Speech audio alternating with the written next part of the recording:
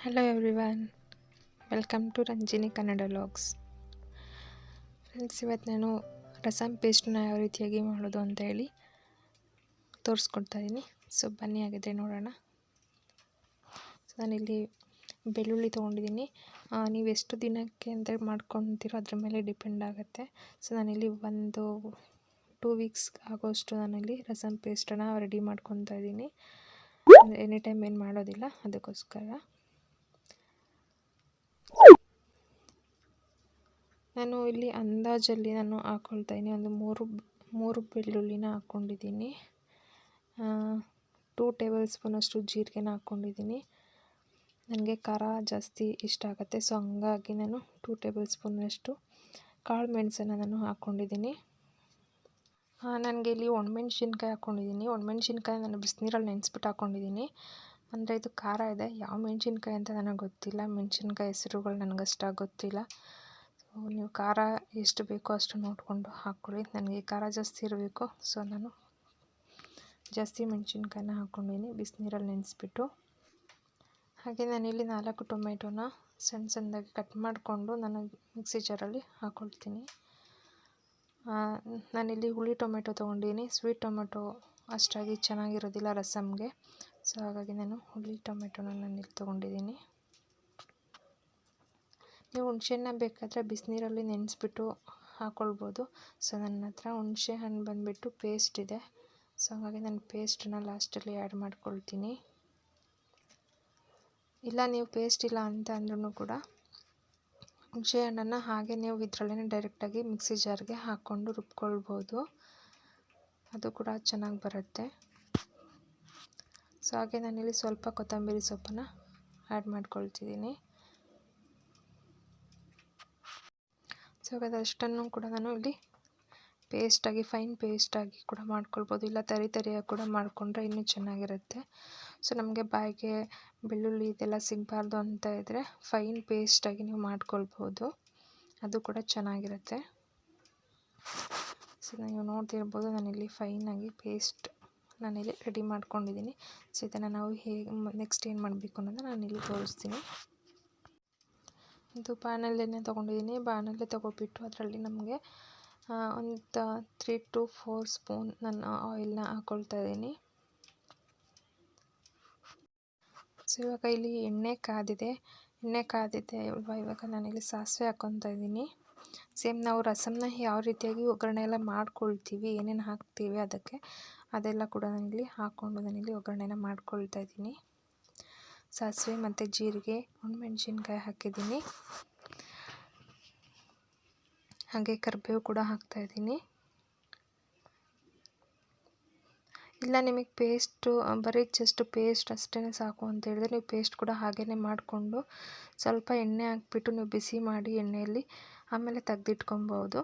ಇಲ್ಲ ನೀವು ಈ ರೀತಿಯಾಗಿ ಜಸ್ಟ್ ಹಾಗೆ ಮಾಡ್ಕೊಳ್ಳೋದು, ಬಂದಿದ ತಕ್ಷಣ ಸ್ವಲ್ಪ ಬಿಸಿನೀರನ್ನ ಕಾಯಿಸ್ಬಿಟ್ಟು ಇದನ್ನು ರೆಡಿ ಮಾಡ್ಕೊಳ್ಳೋದಷ್ಟೇ ಇರುತ್ತೆ, ಬೇರೆ ಏನಿರೋದಿಲ್ಲ.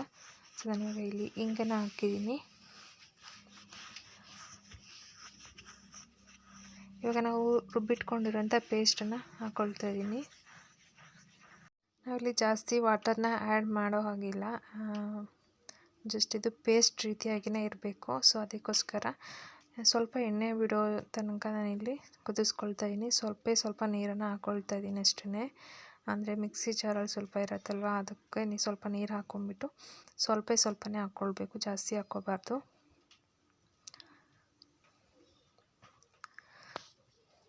ಇದೆಲ್ಲ ಚೆನ್ನಾಗಿ ಕುದಿ ಬಂದ ಮೇಲೆ ನಾನು ಸ್ವಲ್ಪ ಹುಣಸೆ ಹಣ್ಣಿನ ಪೇಸ್ಟ್ ಹಾಕ್ಕೊಂಡು ಲಾಸ್ಟಲ್ಲಿ ಸ್ವಲ್ಪ ಉಪ್ಪನ್ನು ಹಾಕ್ಕೊಂಡು ಆಗೋಗ್ಬಿಡುತ್ತೆ ರಸಮ್ದು ಪೇಸ್ಟು. ಸೊ ಇವಾಗ ನಾನಿಲ್ಲಿ ಉಪ್ಪನ್ನು ಆ್ಯಡ್ ಮಾಡ್ಕೊಳ್ತಾ ಇದ್ದೀನಿ. ನಮಗೆ ರುಚಿಗೆ ಎಷ್ಟು ಉಪ್ಪು ಬೇಕು, ಆ ಪೇಸ್ಟ್ಗೆ ಎಷ್ಟು ಉಪ್ಪು ಬೇಕು ನೋಡಿಕೊಂಡು ಆ್ಯಡ್ ಮಾಡ್ಕೊಳ್ಬೋದು. ಇಲ್ಲ ಇವಾಗ ನಾನು ಸ್ವಲ್ಪ ಕಡಿಮೆನೇ ಹಾಕ್ಕೊಂಡು ನಾನು ರಸಮ್ನ ರೆಡಿ ಮಾಡ್ಕೋಬೇಕಾದ್ರೆ ಉಪ್ಪನ್ನ ಹಾಕ್ಕೊಳ್ತೀನಿ ಅಂದರೂ ಕೂಡ ಆವಾಗ ಕೂಡ ಹಾಕ್ಕೋಬೋದು.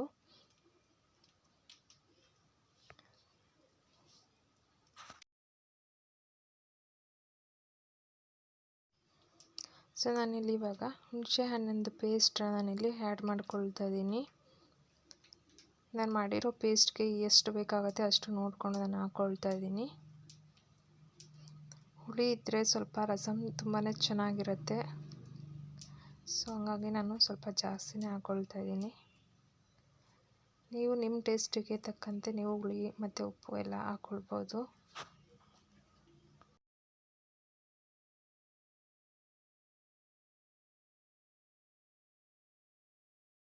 ಇವಾಗ ಚೆನ್ನಾಗಿ ಇದನ್ನೆಲ್ಲ ಮಿಕ್ಸ್ ಮಾಡಿಕೊಂಡು ಲಾಸ್ಟಲ್ಲಿ ನಾನು ಇದರಲ್ಲಿ ಕೊತ್ತಂಬರಿ ಸೊಪ್ಪನ್ನು ಕಟ್ ಮಾಡಿ ಹಾಕ್ಕೊಳ್ತಾ ಇದ್ದೀನಿ.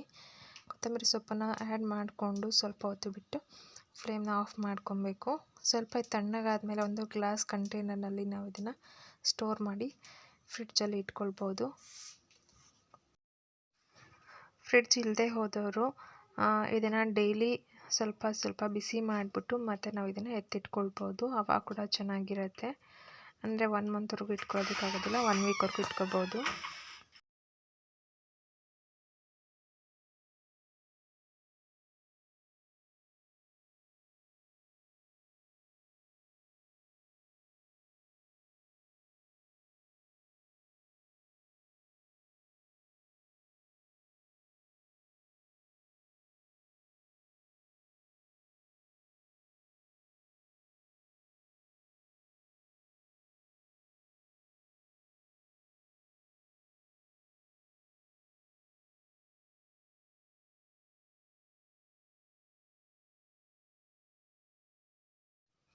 ಸೊ ಇವಾಗ ನಾನಿಲ್ಲಿ ಸ್ಟವ್ನ ಆಫ್ ಮಾಡ್ಕೊಳ್ತಾ ಇದ್ದೀನಿ.